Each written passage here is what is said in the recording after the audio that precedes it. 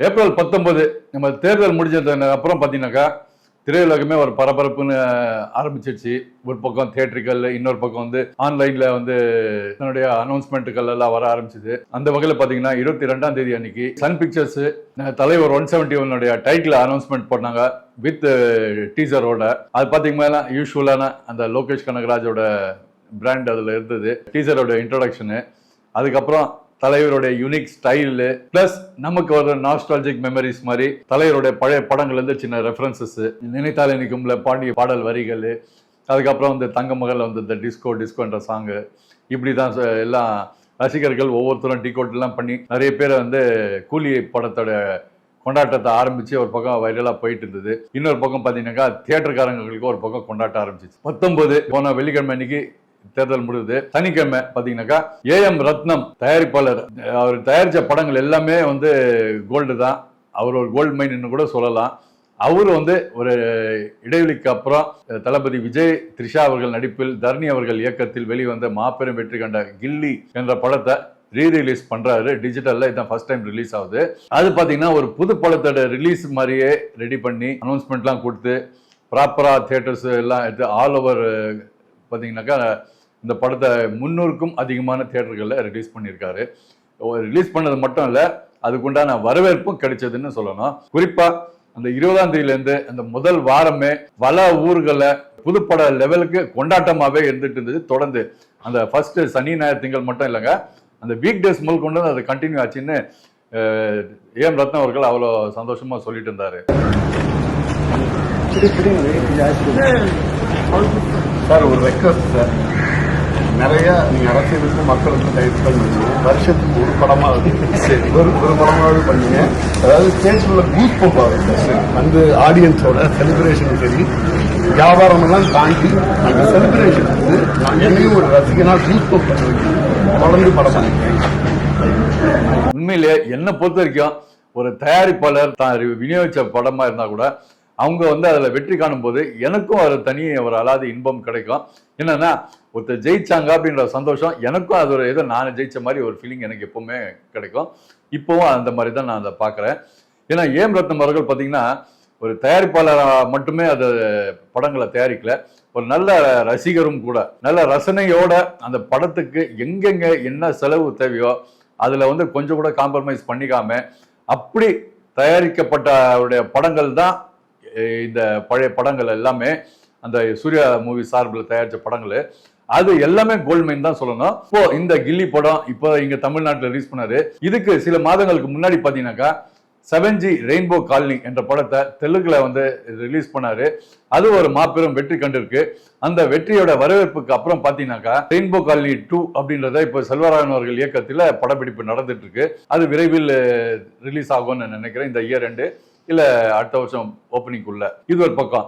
அடுத்தது பாத்தீங்கன்னாக்கா உலக நாயகன் கமல்ஹாசன் அவர்கள் நடிப்பில் பிரம்மாண்ட இயக்குனர் சங்கர் அவர்கள் இயக்கத்தில் இந்தியன் 2 வெளிவர போது ஜூன் மாசம் அனௌன்ஸ்மெண்ட் கொடுத்துட்டாங்க ரிலீஸ் அப்படின்றத. இந்த நேரத்தில் பாத்தீங்கன்னாக்கா எல்லாருக்கும் இந்தியன் தாத்தானா யாருன்றது பெரிய அளவுக்கு அந்த அளவுக்கு இந்த இப்போ இருக்கிற அந்த ஒரு 3 ஜெனரேஷன் சொல்லலாம், லேட் 90s 2K கிட்ஸ் எல்லாருக்குமே பாத்தீங்கன்னா இந்தியன் தாத்தாவுடைய புகழ் கண்டிப்பா பார்த்திருக்க சாத்தியம் இல்லை. இப்போ அதை பாத்தீங்கன்னாக்கா இயக்குனர் சங்கர் அவர்கள் வந்து தயாரிப்பாளர் ஏஎம் ரத்னமுக்கு ரிலீஸ் பண்ண சொல்லியிருக்காராம். இந்தியன் இப்போ நீங்க ரிலீஸ் பண்ணுங்க, மே 30ஆம் தேதி வெளியே வருதுன்னு ஏஎம் ரத்னம் அவர்கள் சொன்னாரு. மே 30ஆம் தேதி இந்தியன் படத்தை ரிலீஸ் ஆச்சுன்னா நிச்சயமா நம்ம மக்கள் அந்த படத்தை போய் பார்த்து கொண்டாடி மகிழ்வாங்க. அது மட்டும் இல்ல, இந்தியன் பார்த்த சுட சுட அந்த கையோட பாத்தீங்கன்னாக்கா அடுத்த மாசமே இந்தியன் 2 பண்ணும்போது ஈஸியா அந்த சீக்வல் என்றதை கனெக்ட் ரொம்ப யதார்த்தமா இருக்கும், பாக்குறவங்களுக்கு அது ரொம்ப புரிதலா இருக்கும் அப்படின்ற சந்தோஷமான செய்தியை உங்ககிட்ட பகிர்ந்துக்கிறேன். இது மட்டும் இல்ல, இந்த வரிசையில தொடர்ந்து அவர் தயாரித்த பல படங்கள் ரன், குஷி, இப்படி வரிசையா வந்து எல்லா படங்களும் டிஜிட்டல் முறையில வந்து 1 by 1 புது படம் மாதிரியே ரிலீஸ் பண்ண போறேன்னு சொல்லியிருக்காரு. அது மட்டும் இல்ல, அது இன்னொரு சந்தோஷமான விஷயம் கூட சொன்னாரு. முதல் வாரத்துல 300க்கும் அதிகமான தியேட்டர்களை ரிலீஸ் செஞ்ச அந்த கில்லி 2வது வாரத்துல பாத்தீங்கன்னாக்கா 26ஆம் தேதி அன்னைக்கு புரட்சி தளபதி விஷால் அவர்கள் நடிப்பில், ஹரி அவர்கள் இயக்கத்தில், ஸ்டோன் பெஞ்ச் கார்த்திக் சுப்ரா தயாரிப்பில் வெளிவந்த ரத்னம் அந்த படம் ரிலீஸ் ஆயிருக்கு. அப்படி இருந்தும் கூட 150க்கும் அதிகமான தியேட்டர்களில் தொடர்ந்து 2வது வாரத்தில் நோக்கி வெற்றி நடை போட்டுக்கு வருகிறது கில்லி. சந்தோஷமான செய்தியா நம்ம கிட்ட போன்ல பகிர்ந்தாரு. அதனால அந்த செய்தியை முந்திக்கிட்டு நான் உங்களுக்கு சொல்லலாம்னு ஆசைப்பட்டு தான் இப்போ இந்த வீடியோவில் உங்களை பதிவு போடுறேன். இதுக்கப்புறம் பார்த்தீங்கன்னாக்கா நம்மளோட சோஷியல் மீடியா குரூப்ல, வாட்ஸ்அப் குரூப்ல எல்லாம் பார்த்தீங்கன்னாக்கா இதே போல இந்த டிஜிட்டல்ல வெளியே வர போற படங்களை பத்தி விளம்பரங்கள்லாம் வந்துட்டு இருந்தது. பாத்தீங்கன்னாக்கா மே 1 தல அஜித் அவர்களுடைய பிறந்த நாள். அதை முன்னிட்டு அவரு நடிப்பில் வெளியே வந்த அந்த பீரியட் வெற்றி படங்களான தீனா, அப்புறம் பில்லா 2 இதெல்லாம் ரிலீஸ் செய்யதா சொல்லிட்டு இருக்காங்க. அதுல வந்து குறிப்பா ஒரு படத்தோட விளம்பரம் வந்து நான் சொல்லி ஆகணும். தீனா படத்தை வந்து இது ரிலீஸ் மே 1 ரிலீஸ்ன்றது மட்டும் இல்லைங்க, அதுல கீழே நான் காட்டுற அந்த விஷயம் தான் நீங்க உன்னிப்பா கவனிச்சு பார்க்கணும். அது என்னன்னா, ஒரு காலத்துல புது படங்கள் ரிலீஸ் ஆகும் போது பட தயாரிப்பாளருடைய பேப்பர் விளம்பரம் வரும்போது கீழே டெக்னீஷியன்ஸ் பேர் கூட, அதுக்கு அடுத்தது கடைசியாக பார்த்தீங்கன்னாக்கா ஏரியா வைஸ் விநியோகஸ்தர்களுடைய பேர் கண்டிப்பா அதுல இடம்பெறும். அப்படி என்னன்னா, இந்த படத்தை இந்த ஏரியாவுக்கு இந்த டிஸ்ட்ரிபியூட்டர் வாங்கியிருக்கார் என்றது அர்த்தமாகும். அதே போலதான் இந்த தீனா படத்தை வந்து என்டையர் இந்தியா தியேட்டரிக்கல் ரிலீஸ் வந்து பாண்டியை சேர்ந்த ஸ்ரீ லாவண்யா பிலிம்ஸ் வாங்கியிருக்காங்க. அவங்க வாங்கி அதை அந்த ஊருக்கு ரிலீஸ் பண்ற அந்த டிஸ்ட்ரிபியூட்டர்ஸோட பேர் அவர்களை மென்ஷன் பண்ணியிருக்காரு. அதை நான் இப்போ படிக்கிறேன். City Chengalpattu Sim Cine International, north Arcot மற்றும் south Arcot S pictures Srinivasan என்றவர் தான் ரிலீஸ் பண்ணியிருக்காரு. நார்த் சவுத்தில் வந்து அவர் தான் டிஸ்ட்ரிபியூட்டர்ல கிங்கு, எஸ் பிக்சர்ஸ் சீனுன்னு சொல்லிட்டு சொல்லுவாங்க. அப்புறம் கோவை ஏரியா வந்து நம்ம சக்தி பிலிம்ஸ் திருப்பூர் சுப்பிரமணியம் அவருக்கு தான் ரிலீஸ் பண்றாரு.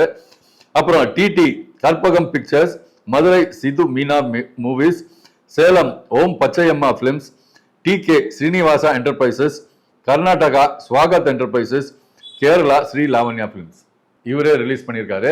அதாவது இது வந்து டிஸ்ட்ரிபியூட்டர்ஸோட பேர் போட்டு ரிலீஸ் பண்ணியிருக்காரு. இதை வித்தியாசம் என்னன்னா, புது படங்களுக்கு நான் ஏற்கனவே கீழே வந்து தயாரிப்பாளரோட பேப்பர் விளம்பரத்துல டெக்னீஷியன்ஸ் நேம் முடிஞ்சதுக்கு அப்புறம் ஏரியா வைஸ் டிஸ்ட்ரிபியூட்டர்ஸ் பேர் போட்டு வரும் விளம்பரம்னு சொல்லியிருக்கேன். அதை வந்து அந்த படத்தை அந்த ஏரியாவுக்கு அந்த டிஸ்ட்ரிபியூட்டர் வாங்கிட்டாங்கன்ற அர்த்தத்துக்காக அது போடுவாங்க. இங்க இதை மென்ஷன் பண்ணியிருக்கிறது பாத்தீங்கன்னா, அதுல ஒரு சில டிஸ்ட்ரிபியூட்டர்ஸ் அந்த படத்தை வாங்கியிருக்கலாம். திருப்பூர் சுப்பிரமணியம், எஸ் பிக்சர் சீனிவாசன் போட்ட விநியோகஸ்தர்கள் சிலதை கொட்டை போட்டவங்க, அவங்கள வந்து அவ்வளவு சாமானியத்துல புது படங்களை வாங்க மாட்டாங்க. அப்படியே வாங்கினாலும் டிஸ்ட்ரிபியூஷன் இந்த மாதிரி அடிப்படையில தான் வாங்குவாங்க. இந்த படத்தை வந்து அவங்க வந்து டிஸ்ட்ரிபியூஷன் மாதிரி தான் பண்ணியிருக்காங்க. டிஸ்ட்ரிபியூஷன் என்றது வந்து உங்க படத்தை நாங்க தியேட்டர் எடுத்து ஓட்டி கொடுத்து அதுல வர லாபத்துல எங்களோட பர்சன்டேஜ் எடுத்துட்டு மீதி உங்ககிட்ட ஒப்படைக்கணும் அப்படின்றது தான் அந்த மெத்தடு. அது பிரகாரம் தான் இந்த படத்தையும் இவங்க வந்து ரிலீஸ் பண்றாங்க அப்படின்றதான் ஒரு செய்தி. ஒரு பக்கம் பாத்தீங்கன்னாக்கா சில பேர் புலம்புறாங்க, புது படங்கள் எல்லாம் ரிலீஸ் பண்றதுக்கு தியேட்டர்களே கிடைக்க மாட்டேங்குது, என்ன பண்றது, இப்படி பழைய படங்களா போட்டு ஷிஃப்டிங்ல போட்டு அடிச்சுக்கிட்டு இருக்காங்களே, அதை புது படங்கள் தான் பெரிய ஆட்கள் வருதுனாக்கா ரீ ரிலீஸ் கூட அவங்க படங்கள் போட்டு தியேட்டர்கள் பிளாக் பண்ண நாங்க எப்படி படத்தை ரிலீஸ் பண்றதுன்னு கேட்கறாங்க. அது அவங்களோட ஆதங்கம் நியாயமானதான். அதே சமயத்துல எக்ஸிபிட்டர்ஸோட நிலைமையும் கொஞ்சம் யோசிச்சு பார்க்கணும். என்னன்னா, நம்ம ரிலீஸ் பண்ற அந்த சின்ன படங்களுக்கு வந்து வாரம் 5 படத்துல இருந்து 7 படம் இருக்க ரிலீஸ் ஆகுது. அதுல எத்தனை படம் வெள்ளி சனி ஞாயிறு வரைக்குமே தாங்குதுன்றத அந்தந்த தியேட்டருக்காரங்களுக்கும் அந்த படத்தை வெளியிட்ட இந்த தயாரிப்பாளர்களுக்கு மட்டும்தான் தெரியும். ஏன்னா புது படங்களுக்கு பெருசா அந்த அளவுக்கு கூட்டம் வரமாட்டேங்குது. ஏன்னா எப்படி இருந்தாலும் ஓடிடியில வந்துடும், இல்ல சேட்டலைட்ல வந்துடும், பார்த்துக்கலாம் அப்படின்ற ஒரு தைரியம் அவங்களுக்கு வந்துச்சு. இன்னொரு விஷயம் பார்த்தீங்கன்னா, அந்த படம் தியேட்டர்ல வந்து பார்க்கும்போது நம்ம பண்ற செலவு ஒன்று வந்து டிக்கெட்டோட ரேட்டு 190 ரூபாய். அதுக்கப்புறம் வந்தால் சும்மா வெறும் படம் மட்டும் பார்த்துட்டு போக முடியாது. ஒரு பாப்கார்ன் குறைஞ்சபட்சம் 290 ரூபாய், நான் ஒரு தண்ணி பாட்டில் 70 ரூபாய் ஒரு ஆளுக்கு. இப்படி கணக்கு போட்டு பார்க்கும்போது செலவு ஜாஸ்தியாக தெரியுது. ஆனால் இந்த பழைய படங்கள்ல ரிலீஸ் பண்ணும்போது எக்ஸிபிட்டர்ஸ் அது வந்து நல்லா புத்திசாலித்தனமா செயல்பட்டு என்ன பண்றாங்கன்னாக்கா, அது வந்து டிக்கெட் ரேட் அங்கே வந்து குறைச்சி போடுறாங்க. அதனால என்ன வந்து பாத்தீங்கன்னா, 190 ரூபாய் இருக்கிற ரேட் வந்து பிளாட்டா 100 ரூபாய்க்கு வருது. 100 ரூபாய் வந்து பாத்தீங்கன்னா அந்த 200 ரூபாயில 2 பேரை வந்து படம் பார்த்துட்டு போயிடலாம். ஸோ இது ஒரு பக்கம் பார்க்கறதுக்கு அவங்களுக்கு வந்து ரொம்ப என்ஜாயபிளா இருக்கு. என்னன்னா, எக்ஸ்பெரிமெண்ட் கிடையாது, ஏற்கனவே பார்த்து கேள்விப்பட்ட ஒரு படம், இல்ல டிவியில பார்த்துருக்கலாம் அந்த படம். உதாரணத்துக்கு கில்லி இந்த படம் ரிலீஸ் பண்ணிருக்கும் போது நிச்சயமா இன்னைக்கு தியேட்டர்ல பார்த்து கொண்டாடிய இந்த 2K கிட்ஸ் கண்டிப்பா அதை பத்தி பார்த்திருக்க வாய்ப்பு கிடையாது. ஏன்னா இந்த கில்லி ரிலீஸ் ஆகும்போது பல பேர் இதுல பிறந்திருக்கவே மாட்டாங்க. மெஜாரிட்டி ஆஃப் டீனேஜர்ஸ் நான் சொல்ல வருது. அவங்களுக்கு முதல் முறையா பெரிய தியேட்டர்ல பாக்குற அந்த சந்தர்ப்பம், அந்த பாக்கியம் கிடைக்குதுன்னு போது உண்மையில ஒரு கொண்டாட்டம் தானே. என்னதான் நம்ம வந்து ஒரு படத்தை வந்து ஓடிடிலயோ டிவில வந்து பார்த்தா கூட தியேட்டர்ல பார்த்து நம்ம ரசிக்கிற கொண்டாடுற அந்த தருணம், அந்த சந்தோஷம் இதுல கிடையாது இல்லையா. அதுதான் இன்னைக்கு வந்து டீனேஜர்ஸும் கொண்டாடிட்டு இருக்காங்கன்னு சொல்லணும். ஆக மொத்தத்துல எக்ஸிபிட்டர்ஸ்க்கு அவங்களுக்கு வந்து குறைஞ்ச விலை டிக்கெட்ல போட்டா கூட அவங்களுக்கு வந்து ஒரு பக்கம் பாத்தீங்கன்னாக்கா ஆடியன்ஸ் வராங்க, அவங்களுக்கு வந்து பார்க்கிங் ஓகே ஆகுது, அதே மாதிரி கேண்டீன் கூட நல்லா ரன் ஆகுதுன்னு சொல்லலாம். இந்த தருணத்துல ஒரு சில மல்டிபிளெக்ஸஸ் மாலுக்கு என்னோட சின்ன வேண்டுகோளாக வைக்கிறேன். என்னன்னா, சமீபத்துல நான் வந்து என்னோட ஒரு வேலையை சுத்திட்டு இருக்கும்போது ஈசிஆர் பக்கம் ஒரு இன்விடேஷன் கொடுக்கறதுக்காக போனேன். கொஞ்சம் வெயில் அதிகமா இருந்தாலும் அதே சமயத்துல வந்து அந்த புது தியேட்டர் ஓபன் பண்ணி வந்து இது வரைக்கும் நான் பார்க்காத ஒரு காரணத்துக்காக விஜய் பார்க் என்ற மல்டிபிளெக்ஸ்ல போய் படம் பார்த்தேன். கில்லி படம் தான் பார்த்தேன். எப்படி இருக்குன்னு சொல்லிட்டு அவரை பல்ஸ் தெரிஞ்சுக்கலான்றதுக்காக அந்த தியேட்டர்ல போய் கில்லி படம் பார்த்தேன். ஓகே, படம் பார்த்ததெல்லாம் சந்தோஷம் தான். 140 ரூபாய் டிக்கெட்டு படம் பார்த்தேன். ஆனா பார்க்கிங்க்கு 50 ரூபாய் சார்ஜ் பண்றாங்க. அதுதான் கொடுமையான ஒரு விஷயம். அதாவது சிட்டிலே பெரிய பெரிய விஐபி கூட படம் பார்க்கணும்னு ஆசைப்படுற தியேட்டர் எதுன்னு கேட்டீங்கன்னா சத்யம் காம்ப்ளெக்ஸ் தான். பிவிஆர் வாங்கிட்ட அந்த சத்யம் மல்டிபிளெக்ஸ் தான். அந்த தியேட்டர்லயே இன்னைக்கு 2 வீலரோட பார்க்கிங் டோக்கன் வந்து 10 ரூபாய் தாங்க. ஆனா இவிபி நீலாங்கரையில வச்சுட்டு இருக்கிற அந்த விஜய் பார்க்குக்கு 50 ரூபாய் 2 வீலரோட பார்க்கிங் போறாங்களே, அது நியாயமான ரேட்டா? நீங்க யோசிச்சு பாருங்க. இந்த மாதிரி எல்லாம் இப்போ பண்றதுனால தான் ஆடியன்ஸ் வந்து தியேட்டருக்கு மக்கள் வர்றது குறையுதுன்னு சொல்லணும். அதை கொஞ்சம் நல்லா கன்சிடர் பண்ணிட்டு நியாயமான விலையில டிக்கெட்டுங்க விற்கிறதும், அதே மாதிரி வந்து சாப்பிட்ற அந்த கேன்டீன் ஐட்டம்ஸும் சரி, பார்க்கிங் எல்லாமே கொஞ்சம் கன்சிடர் பண்ணிங்கன்னா நிச்சயமா ஆடியன்ஸ் வந்து தியேட்டர்ல வந்து படம் பார்த்து கொண்டாடி மகிழ்வாருது. எந்த விதெல்லாம் மாற்றமும் கிடையாது.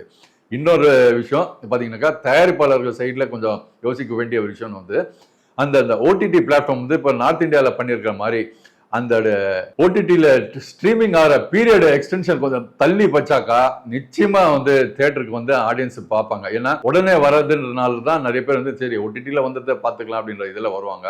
லேட் ஆகும் அப்படின்ற பட்சத்தில் நிச்சயமா தியேட்டர்ல வந்து அந்த ஆடியன்ஸ் வந்து படம் பார்த்து படம் நல்லா இருந்துச்சுன்னா கண்டிப்பா ஃப்ரெண்ட்ஸா கூட்டமாவோ இல்ல வந்து ஃபேமிலியாவோ வந்து தியேட்டர்ல படம் பார்த்து மகிழ்வாங்க.